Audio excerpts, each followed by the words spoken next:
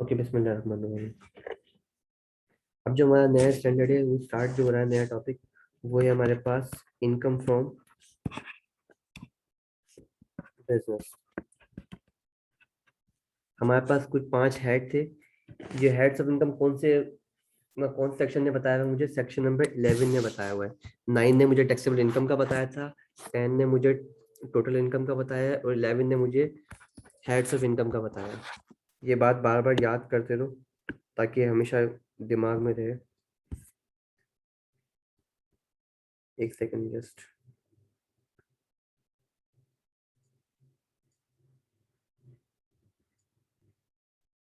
अच्छा, फाइल लिख रही है जो मैं लिख रहा हूँ अभी?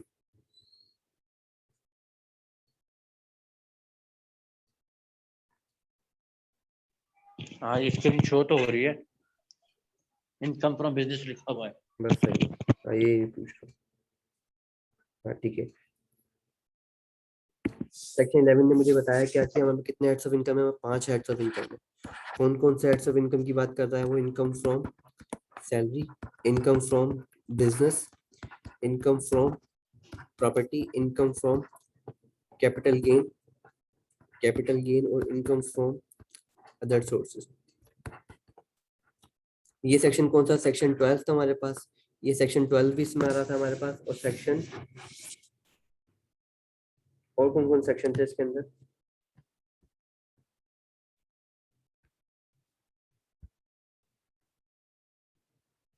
भाई सेक्शन 12 इसमें था, सेक्शन 13 इसके अंदर था, ये सेक्शन 15 भी होता है, 15, 16A। सेक्शन नहीं, सेक्शन 12 इसमें था सैलरी के अंदर, सेक्शन 13 इसमें था और सेक्शन 14 इसमें था। सेक्शन 13 किसका था? परकिस्टिट्स का था। सेक्शन 14 किसका था? एम्प्लॉय शेयर स्कीम का। फिर हम लोगों ने इनकम फ्रॉम बिजनेस छोड़ा था, हम लोगों ने इनकम फ्रॉम प्रॉपर्टी स्टार्ट किया था। इनकम फ्रॉम प्रॉपर्टी जो था वो कौन सा सेक्शन था? इनकम फ्रॉम प्रॉपर्टी था section number 15। Income from property जो था वो सेक्शन नंबर 15 था, जिसके अंदर 15A के अंदर मुझे ये सेक्शन 15 था। इसके अंदर हमारे पास 15A था। 15A में डिडक्शन बता रहा था और सेक्शन नंबर 16 जो था इसने मुझे बताया था किस बारे में? वो जो हम लोग अनएडजस्टेड डिपॉजिट करते थे उसके बारे में। फिर सेक्शन नंबर अपना इनकम फ्रॉम कैपिटल गेन था। इसमें सेक्शन पढ़ा हम लोगों ने 37 पढ़ा, 37A पढ़ा और इसमें 30 सेक्शन और 38 पढ़ा हम लोगों ने। इनकम फ्रॉम अदर सोर्सेज में हम लोगों ने सेक्शन नंबर 39 पढ़ा और 40 पढ़ा। और अगर आगे पढ़े तो शायद नहीं, खाली दो सेक्शन पढ़े थे। 39 पढ़ा था कि क्या क्या चीजें आती हैं और 40 में हमने पढ़ा था डिडक्शन क्या क्या होती है। अब हम स्टार्ट कर रहे हैं सेक्शन नंबर 18 से।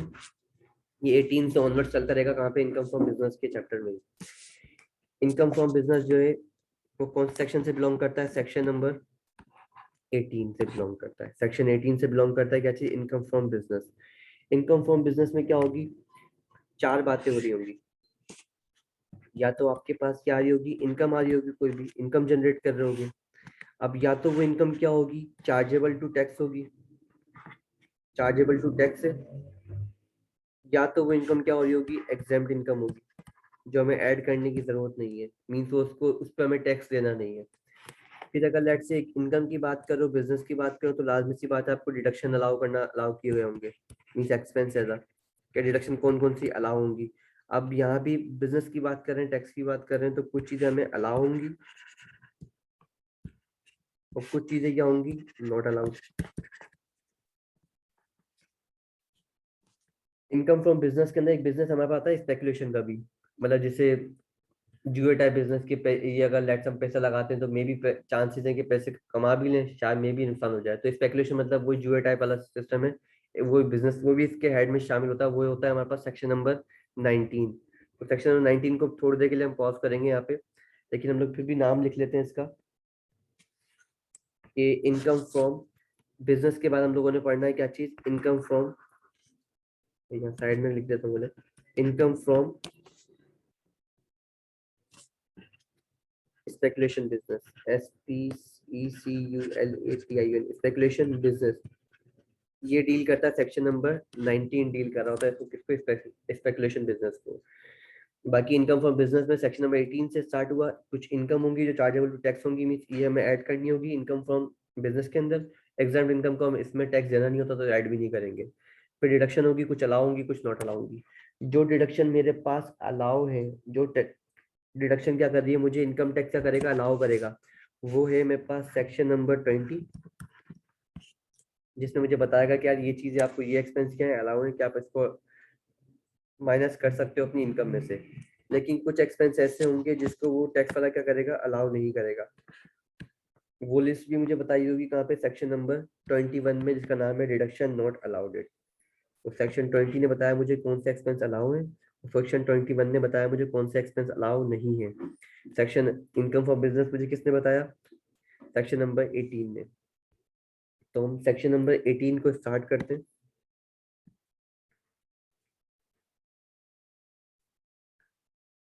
अगर इस सेक्शन को आप ऑर्डिनेंस से पढ़ोगे थोड़ा सा मुश्किल हो जाएगा, तो मैं थोड़ी आसान जगह से लेके आ रहा हूँ उसको, तो होपफुली समझ में आ जाए। और ये पेज मुझसे कोई भी मांगना मत।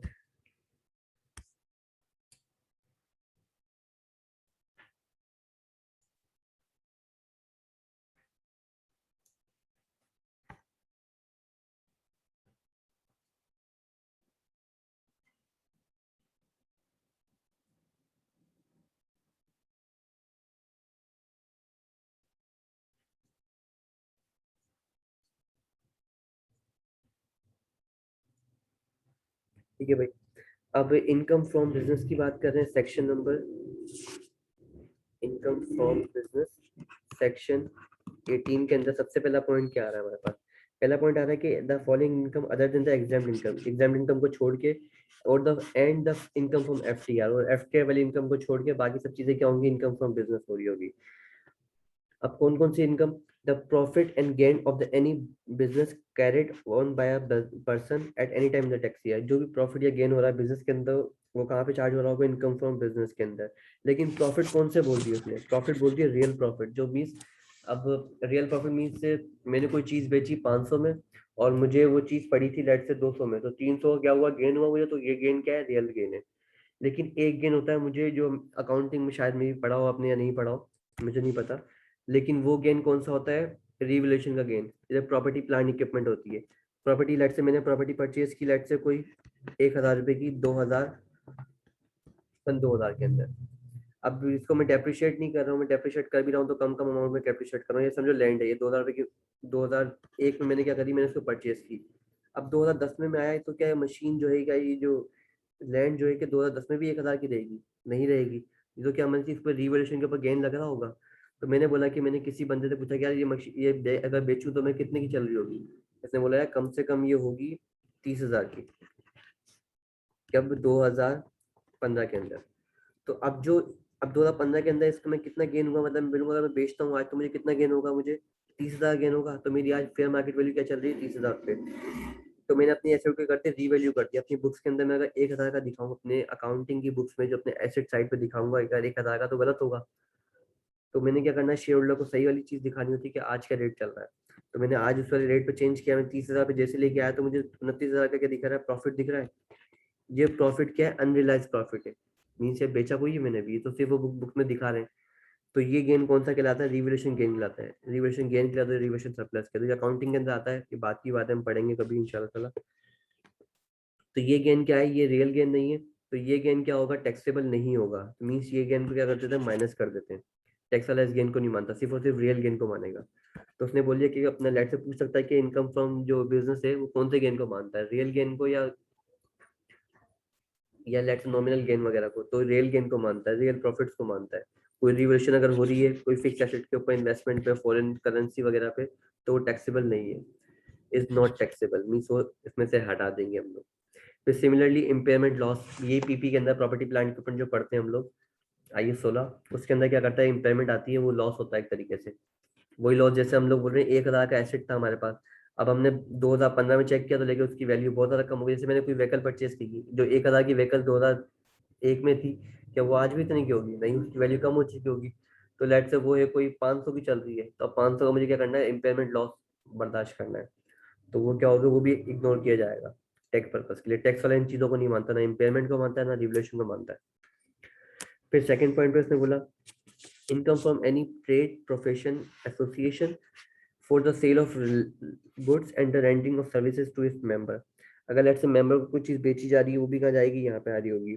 फिर any income from drive of tangible movable property. अच्छा, ऐसी एसेट जो इनकम आप क्या कहाँ से कमा रहे हो, टेंजिबल मूवेबल प्रॉपर्टी से कमा रहे हो। जैसे कि फॉर एग्जाम्पल आपका कोई रेंटा कार का बिजनेस है या आप कोई चीज रेंट पे देते हो, तो वो क्या कहाँ जा रही होगी, वो भी आप उससे इनकम कमा रहे हो। जैसे लेट से हम लोग घर रेंट पे देते हैं, तो हम लोग घर रेंट पे दे रहे हैं, तो ये घर रेंट वाला कहाँ पे जाएगा, ये बिजनेस है मेरा।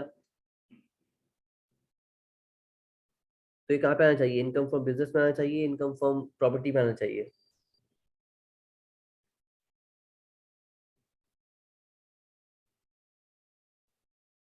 बिल्कुल ये आएगा हमारे पास कहाँ पे, इनकम फ्रॉम प्रॉपर्टी के अंदर, क्योंकि रेंट इसने बोला मूवेबल की बात कर रहा है ना कि इमूवेबल की बात कर रहा है। तो इमूवेबल प्रॉपर्टी का जो रेंट होगा, भले रेंट पे आप जो भी चीज दोगे वो कहाँ पे आएगी, इनकम फ्रॉम प्रॉपर्टी में आएगी। अगर आपकी प्रॉपर्टी नहीं है, किसी और की प्रॉपर्टी आप लेके बेच रहे हो, सब लीज कर रहे हो, तो वो आएगी इनकम फ्रॉम अदर सोर्सेज में।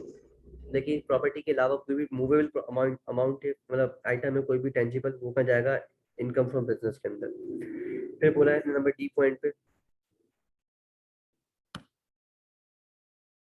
होगा सही है। उसके बाद जिसने लिखा हुआ है the fair value of any benefit drive by during a past prospective employer वगैरह।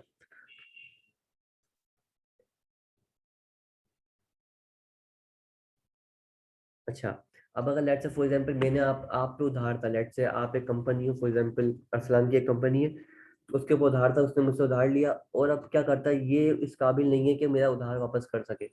तो मैंने क्या कर दिया, मैंने उसको माफ कर दिया, मैंने कहा बस जाओ माफ करो। तो जो मैं माफ कर रहा हूँ ये भी क्या बन गई, इसके लिए इनकम बन जाएगी। ठीक है, बिजनेस रिलेशनशिप के अंदर पहले पास्ट का और प्रेजेंट का और प्रोस्पेक्टिव रिलेशनशिप के अंदर थोड़ी भी अगर आपको कोई चीज माफ हो रही है, वेव हो रहा है कोई चीज, तो भी क्या बनेगा, आपका बेनिफिट का पार्ट बन जाएगा वो। फिर लिखा है management fee drive by the management company. तो मैनेजमेंट फी वगैरह आप ड्राइव कर रहे हो, आप मैनेजमेंट कंपनी हो, तो वो भी आपके लिए क्या बन जाएगी, इनकम बन जाएगी। ये पहला पार्ट कंप्लीट हुआ हमारा। सेकंड पार्ट में से बोला कि for example any profit on debt interest income drive by a person where the person's income is derived, such income shall be charged as an income from business instead of income from property, income from other sources। अगर late से for example अब जो भी profit on date वाली बात हमने की थी इनकम फ्रॉम अदर सोर्सेज के अंदर, कि लेट से आप इंटरेस्ट इनकम अगर मिल रही है तो कहाँ चार्ज होगी, वो इनकम फ्रॉम अदर सोर्सेज में चार्ज होगी। लेकिन अगर लेट से उस बंदे का काम ही यही है, उसका काम ही किसी को लोन देना है, कोई वो बैंकिंग कंपनी है, तो जो अब वो कमा रहा है वो क्या है, उसके लिए वो इनकम फ्रॉम बिजनेस में जाएगी, ना कि इनकम फ्रॉम अदर सोर्सेज में। लेट से आपने मुझसे उधार लिया, मैंने आपको 1000 रुपये उधार दिया, मैंने कहा यार मैं 1000 नहीं लूंगा, मैं आपसे 1010 रुपये लूंगा। अब जो 10 रुपये मैं ऊपर चार्ज कर रहा हूँ, ये मेरे लिए इंटरेस्ट है। तो अब ये जो 10 रुपये इंटरेस्ट चार्ज करूंगा, वो कहाँ चार्ज कर रहा हूँ, मैं इनकम फ्रॉम अदर सोर्सेज में चार्ज कर रहा हूँ, क्योंकि मैं कोई बैंकिंग कंपनी नहीं हूँ। अगर आप यही लोन किससे लेते हो, 1000 रुपये का, किसी बैंक से लेते हैं, अभी बैंक लिमिटेड से ले रहे हो आप 1000 का, वो भी क्या कितने लेगा आपसे वापस में, 1,10,000 लेगा। लेकिन जो 1,10,000 रुपये लेगा, तो 10 रुपए का अमाउंट वो कहाँ चार्ज करेगा, इनकम फ्रॉम बिजनेस में चार्ज करेगा, क्योंकि वो क्या उसका बिजनेस है, ना कि नॉर्मल चीज। बाकी नीचे वाली बात भी हुई, सब चीजें कह रही है। फिर नीचे नंबर थर्ड पॉइंट पे, where lessor is a schedule bank और leasing company and they have lease out an asset.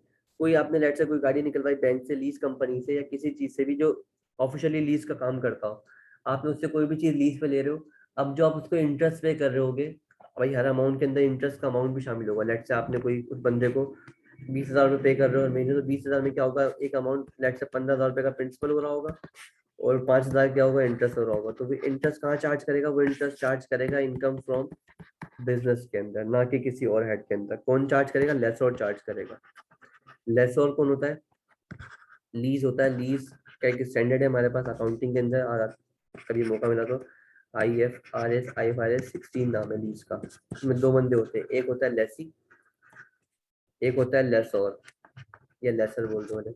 Laser कौन, एसेट को देने वाला, एसेट को किराए पे देने वाला, और लेसी कौन है, एसेट को किराए पे लेने वाला। ठीक है, डबल ई आ रहा है, मतलब देने वाले की बात करें, ओ आर की बात, ओ आ रहा है तो आखिरी में तो क्या है, देने वाला। तो वो भी कहा जाएगा इनकम फ्रॉम बिजनेस में उसकी अमाउंट ट्रीट होगी, और इसको टैक्स वाला मानता है।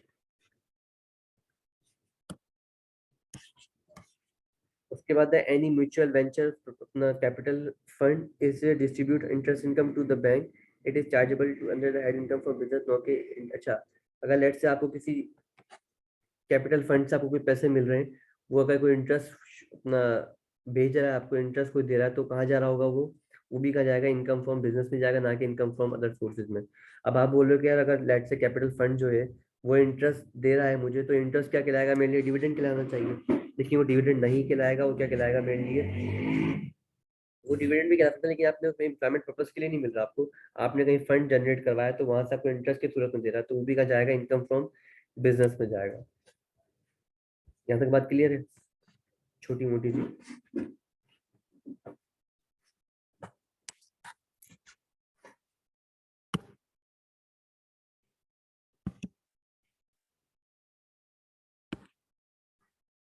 डन।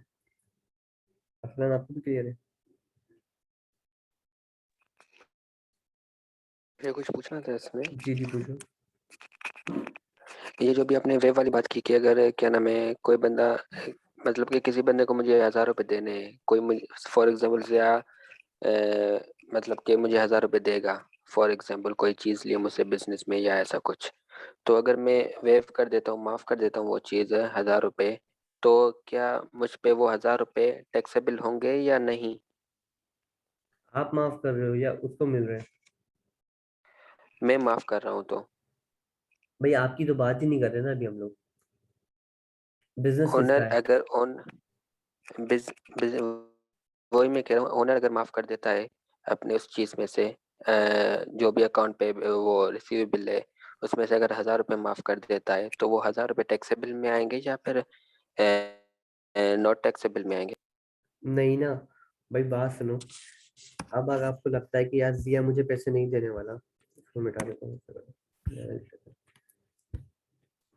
अगर आपने क्या दिया, आपने जिया को पैसे दिए, कितने? 1,000 रुपए दिए, ठीक है। किसने दिए? जिया को पैसे दिए किसने? अरसलान ने दिए, ठीक है। आए कहाँ से? अरसलान के पास से। अरसलान ने बोला 1,000 रुपए दे दो। अब जिया बोला, जिया की हालात ऐसे चल रहे हैं कि जिया पैसे नहीं दे सकता, तो आपने बोला भाई जा, माफ किया तुझे मैंने 1,000 रुपए आपके, अब मुझे आप देना मत। तो इसके लिए क्या बन जाएगी? ये चीज बन जाएगी इनकम, बन जाएगी आपके लिए एक्सपेंस है। इस एक्सपेंस को माइनस कर सकते हो। आप समझो, आप बैड डेट के इसे तौर पे मान लो इसको। इसे बैड डेबिट्स कहते हैं ना वैसे तो। बिल्कुल, हाँ बिल्कुल बैड डेट कह सकते हो भले आप। हाँ, बट एक चीज, एक ये तो बैड डेबिट्स में आ गए, बट एक चीज ये भी तो होती है कि क्या नाम है डिस्काउंट, हमें फॉर एग्जांपल जैसे डिस्काउंट की बात करते हैं कि हमने डिस्काउंट दे दिया, या फिर चलो कोई बात नहीं कर लेंगे नेक्स्ट टाइम किसी और में, तो उस हिसाब से भी एक चीज मतलब कि कुछ रुपए हम कम कर देते हैं सामने वाले को, तो वो किस चीज में आएंगे? वो वो भी बैड डिस्काउंट, डेबिट्स में आएंगे या फिर वो उसके लिए डिस्काउंट अलग अलाउड कोई? में, वो डिस्काउंट अलाउड में आता अच्छा, मतलब कि अगर हम नहीं ले रहे अपनी है। मर्जी से, हालांकि वो देने के काबिल है, वो हाँ, देने के फिर वो काबिल है, डिस्काउंट बट अलाउड फिर है, भी फिर हम नहीं डिस्काउंट ले अलाउड रहे है, थे। फिर डिस्काउंट अलाउड है। तो वो डिस्काउंट अलाउड वाला क्या नाम है नॉट टैक्सेबल होगा? भाई आपके लिए किसी एक बंदे के लिए डिस्काउंट अलाउड है, तो सामने वाले के लिए डिस्काउंट रिसीव हो जाएगा ना वो, उसके लिए इनकम है, आपके लिए डिस एक्सपेंस है। हाँ, सही सही, अब डन है। समझ आ गया। भाई कोई भी चीज अगर आपके लिए एक्सपेंस बन रही है, सामने वाले की इनके लिए इनकम है, तो आपके लिए एक्सपेंस बन जाएगी। वो अगर डिस्काउंट रिसीव कर रहा है तो आपके लिए क्या है? वो डिस्काउंट अलाउड है। लेकिन डिस्काउंट अलाउड किस पे मिलता है? अगर आपने किस में दिया है, ये ट्रेड वाले सीन में मिल रहा होता है। अगर शायद अगर वो क्लियर है, नहीं क्लियर है, अकाउंटिंग वाला कॉन्सेप्ट होता है कि लेट से एक चीज मार्केट में मिल रही है कोई 1,500 की, तो ये लिस्ट प्राइस लगी हुई है कोई 1,500 की लगी हुई है लिस्ट प्राइस में। आपने बोला, आपने बार्गेनिंग करके आप जो डिस्काउंट ले रहे हो ना, वो क्या कहलाएगा? कैश डिस्काउंट, ट्रेड डिस्काउंट कहलाएगा आई थिंक। तो वो आपने लेट से ट्रेड डिस्काउंट लिया कितने का? आपने लिया फॉर एग्जाम्पल 300 करके, बार्गेनिंग करके आपने 300 कम करवाया, आपने बोला मैं 1,200 पे दूंगा। 1,200 में बात तय हो गई है। ये ये डिस्काउंट जो है किसी भी बुक में नहीं जाएगा, ना ये किसी अकाउंटिंग बुक में आ रहा होगा, ना ये किसी टैक्स की बुक में आ रहा होगा, ना इसको टैक्स वाला अलाउ करता है, ना बैंक वाला अलाउ करता है, अकाउंट वाला अलाउ करता है। ये किसी बुक में नहीं आ रहा। लेकिन आपके 1,200 को उधार होगा, आपके ऊपर बात हो गई कि 1,200 में दूंगा आपको 100%। लेकिन आप जब जेब से पैसे निकालने लगे, आपने बोला यार ऐसा काम कर, 1,200 में दे दूंगा तुझे, लेकिन अभी नहीं है मेरे पास। उस बात हो गई तय, यार चलो 1,200 बाद में दे देगा। अब आपकी कीमत किस पे तय हुई है? 1,200 पे तय हुई हुई है, तो ये तो ट्रेड डिस्काउंट अलग चला गया। अब आप जब, अब आप क्या बन गए इसके लिए? आप बन गए डेटर बन गए, कि आपको इससे पैसे लेने हैं। और ये आपके लिए क्या बन गया? क्रेडिटर बन गया।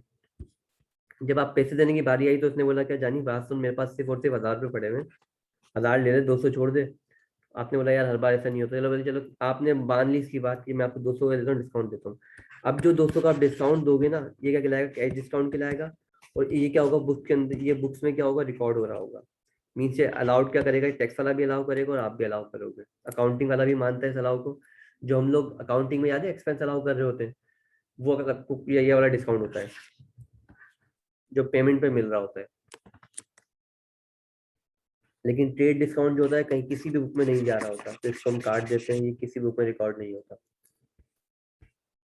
तो ये अगर आपके लिए अगर ये एक्सपेंस बन रहा है तो सामने वाले के लिए क्या बन जाएगा, ये सामने वाले बंदे के लिए डिस्काउंट रिसीव बन जाएगा। तो वो अपनी बुक में क्या करेगा, एज इनकम रिकॉर्ड कर रहा होगा, आप अपनी बुक में एज एक्सपेंस रिकॉर्ड कर रहे होगे। सही इंपॉर्टेंट। अच्छा, उसके बाद हम लोगों ने सेक्शन नंबर 18 को कवर किया। वो हम आते हैं सेक्शन नंबर 19, स्पेकुलेशन बिजनेस से वही सब चीजें चल रही होंगी लेकिन जुए के केस में। फिर हम आते हैं सेक्शन नंबर अपने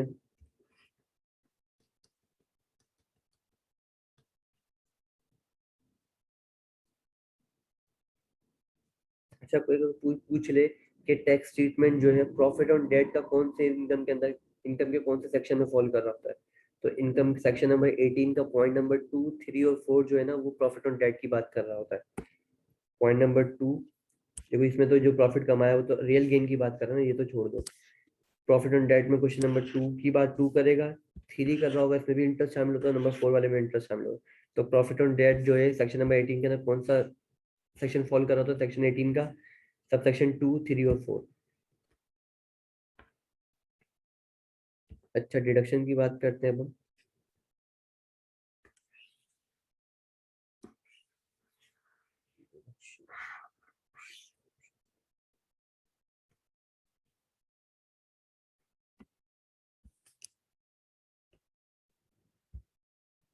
अच्छा भाई, डिडक्शन कौन सेक्शन है, सेक्शन नंबर 20 हमारे पास। डिडक्शन वो डिडक्शन जो एक टैक्स ने क्या की हुई है, हमें अलाउ की हुई है, ना कि वो जो नॉट अलाउडेड है। जो नॉट अलाउडेड है वो कौन सा सेक्शन नंबर 21 है, उसकी बाकायदा लंबी लिस्ट दी हुई है टैक्स वाले में। अब कौन सी चीजें अलाउ की गई होंगी, जो अलाउ की गई है में वो चीज वो है सेक्शन नंबर 20। पॉइंट नंबर 1 क्या बोल रहा है कि any income income from business a deduction shall be allowed for any expenditure incurred wholly और एक्सक्लूसिवली फॉर द बिजनेस। आपने वो काम क्या किया, बिजनेस के लिए ही यूज करा है पैसे को। आप बैंक से पैसे ले रहे हो लोन के तौर पे,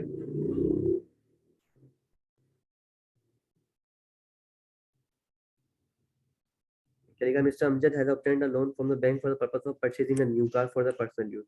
However, he used the loan for the purpose of the purchasing some furniture for his shop. He cannot claim the deduction because the loan is not exclusively obtained the purpose for the acquiring asset. Means आप क्या करते हो, उसको minus नहीं कर सकते। आपने पहले कार के लिए लोन लिया था लेकिन आपने उससे कोई बिजनेस का एसेट परचेज किया था, इसलिए आप माइनस नहीं कर सकते। फिर पॉइंट नंबर 1A जो बोल रहा है, ये 1A में अच्छी बात बोली इसने। 1A की एग्जाम्पल छुपा देते हैं थोड़ी सी।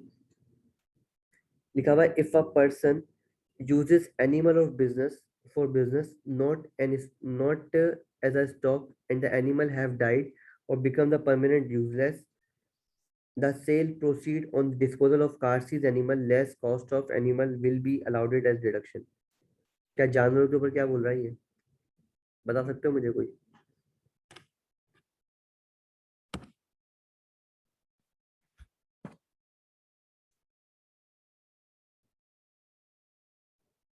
बेरसलान, जिया।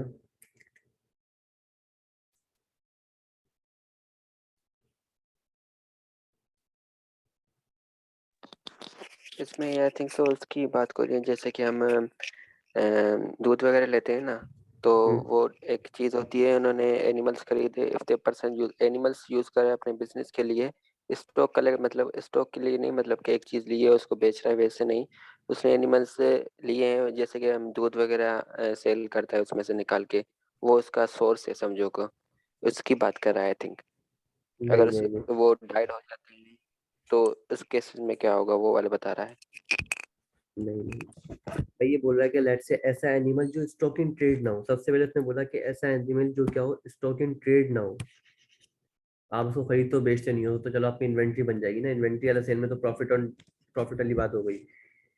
लेकिन यहाँ ये बात कर रहा है कि लेट से ऐसा एनिमल जिसको आप अपने नॉर्मल यूज के लेते थे, आप दूध निकलने वाली बात कर रहे थे कि दूध निकालते हो, या अगर फॉर एग्जाम्पल बच्चे बड़ा करके बेचते हो, जैसे आप बिजनेस कर रहे हो ना फॉर एग्जाम्पल, लेकिन वो क्या हो जाए, वो या कोई मुर्गी है वो अंडे देना बंद कर दे, ऐसा जानवर जिसका आप यूज करते हो अपने डेली बिजनेस यूज के लिए, लेकिन इन्वेंट्री ना हो आपकी, आपको उसको गाय को खरीदते बेचते नहीं हो, वो आपके लिए क्या हो जाए, बेकार हो जाए, जो काम करने के लिए आप लेके आए वो बंद हो जाए बिल्कुल, या वो एनिमल मर जाए, बिकम परमानेंट यूजलेस।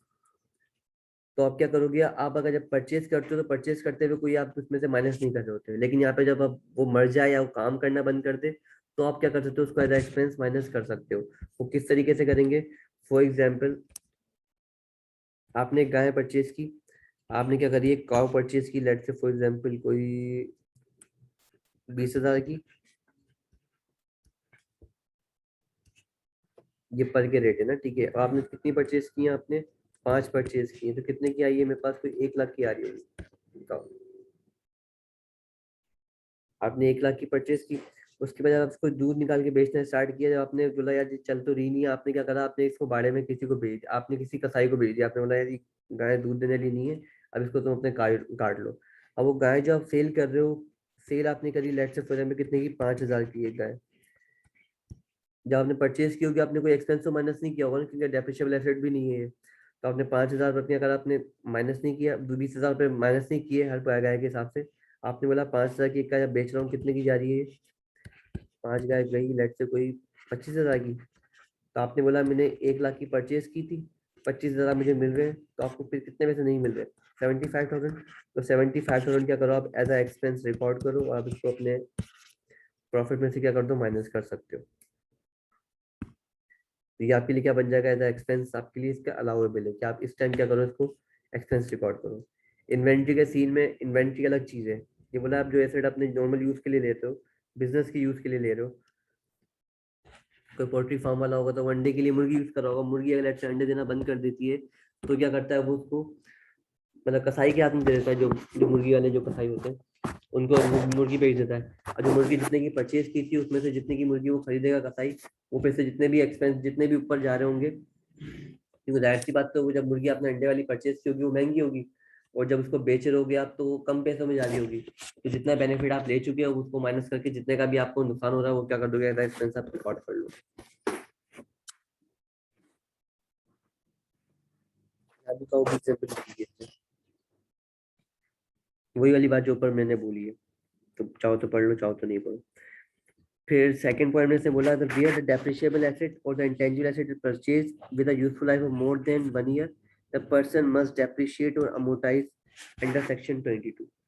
सेक्शन 22 के अंदर क्या करोगे, आप इसको अमोर्टाइज करना सीखेंगे।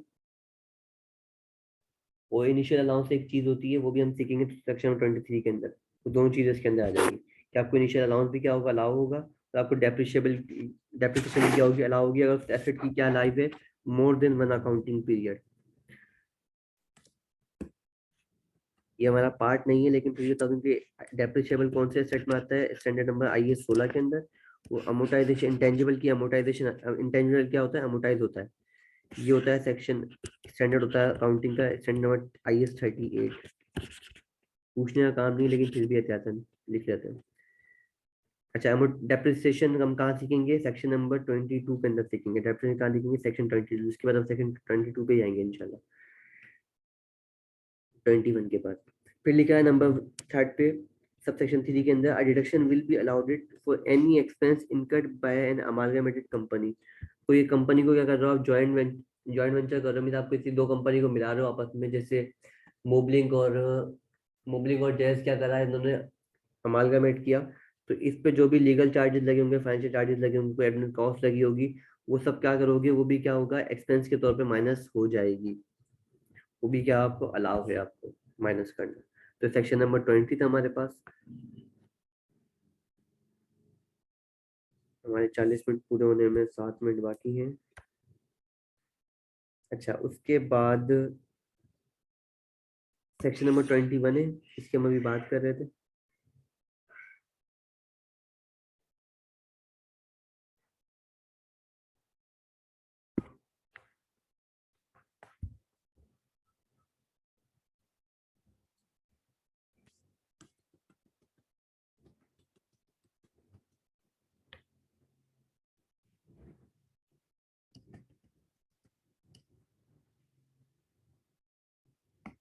इसने बोला कि the following deduction will not be allowed it under that income from business. ये सेक्शन जो है, ये वो सेक्शन बता रहा है कि जिसमें कोई भी एक्सपेंस आप माइनस नहीं कर सकते।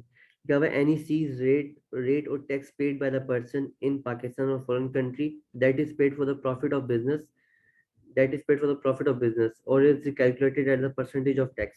अच्छा, ये बोला गया लेट्स से फॉर एग्जांपल आप कोई टैक्स माइनस टैक्स पे कर रहे हो अपने प्रॉफिट के ऊपर, आप टैक्स पे कर रहे हो अपने प्रॉफिट्स के ऊपर, भले वो फॉरेन का टैक्स हो या पाकिस्तान का टैक्स हो, वो आप क्या कर सकते हो, माइनस नहीं कर सकते एज अ टैक्स एक्सपेंस। जो भी आपका प्रॉफिट आ रहा होगा आप उसमें से माइनस कर रहोगे, फिर आप उसमें कैलकुलेशन कर रहोगे टैक्सेशन की, फिर आप क्या करते टैक्स वाले को पे करते हो, फिर जितना प्रॉफिट बचता है वो क्या होता है, प्रॉफिट आफ्टर टैक्स कहला रहा होता है। वो टैक्स क्या कर सकते हो, अपना एज अ एक्सपेंस माइनस नहीं कर सकते उस टैक्स को दोबारा से। लेकिन क्या करता है अगर फॉर एग्जाम्पल कोई, ये तो प्रॉफिट, ये तो प्रॉपर्टी पे, प्रॉपर्टी बोल रहा हूँ, ये तो प्रॉफिट पे टैक्स लग रहा है ना, तो प्रॉफिट का जो प्रॉफिट का टैक्स होगा वो आप माइनस नहीं कर सकते। लेकिन अगर आप फॉर एग्जाम्पल कोई किसी प्रॉपर्टी का टैक्स भर रहे हो, अपनी किसी बिजनेस में कोई प्रॉपर्टी है, वो प्रॉफिट तो नहीं है ना आपका, अगर उस पर आपको टैक्स भर रहे हो तो वो भी क्या आपको अलाउ है आपको माइनस करना, वो आपको अलाउ है माइनस करना। इसकी एग्जांपल, अच्छा इस एग्जांपल देख लेते हैं जरा एक। लिखा है following is the detail, following is the detail of taxes paid by the Light Limited for the purpose of this business। Property tax पे कर रहा है वो कितने का, 20,000 का। इनकम टैक्स पे कर रहा है पाकिस्तान के अंदर 15,000 का, 12,000 का पे कर रहा है फॉरेन के अंदर। Actual token tax on fleet of car own by it 1,000 रुपए। Which of the following reduction shall be allowed. तो कौन सा टैक्स क्या होगा उसको अलाउ होगा।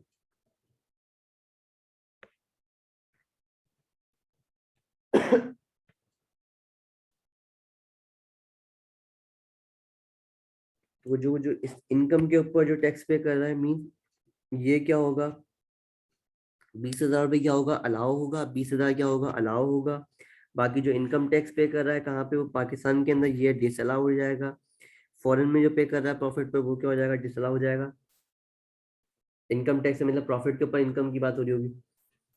और अगर किसी कार के ऊपर, फ्लिट कार पे अगर टोकन टैक्स दे रहा है तो वो भी क्या होगा, आपको अलाउ होगा, उनके प्रॉफिट के ऊपर टैक्स लग नहीं रहा। तो इस तरह के सवाल पूछ सकता है किस किस चीज पर क्या होता है आपको अलाउ टैक्स देना।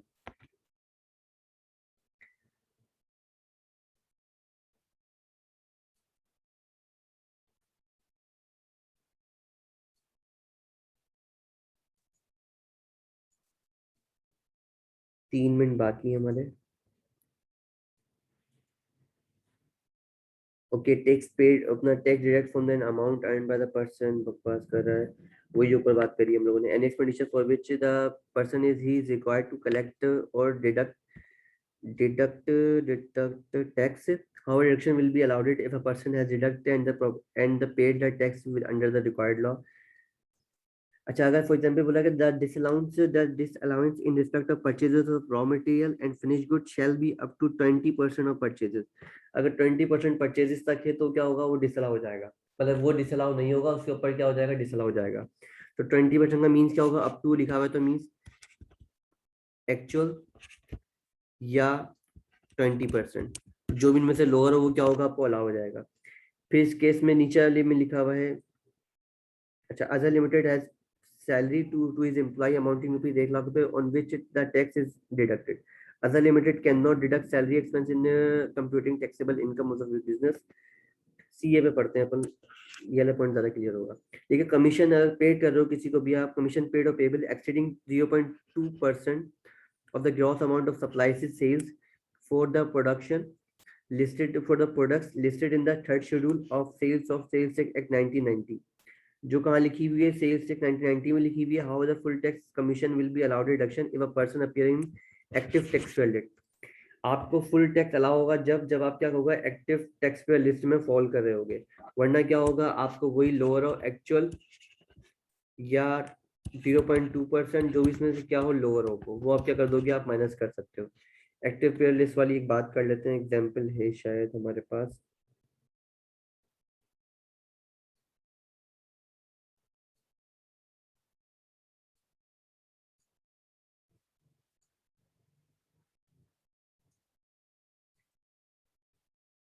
एक्टिव टैक्स पेयर लिस्ट की बात कर रहे हैं। अच्छा भाई, एटीएल, इसके फुल फॉर्म भी याद कर लेना, active tax payer list, ATL, active tax payer list.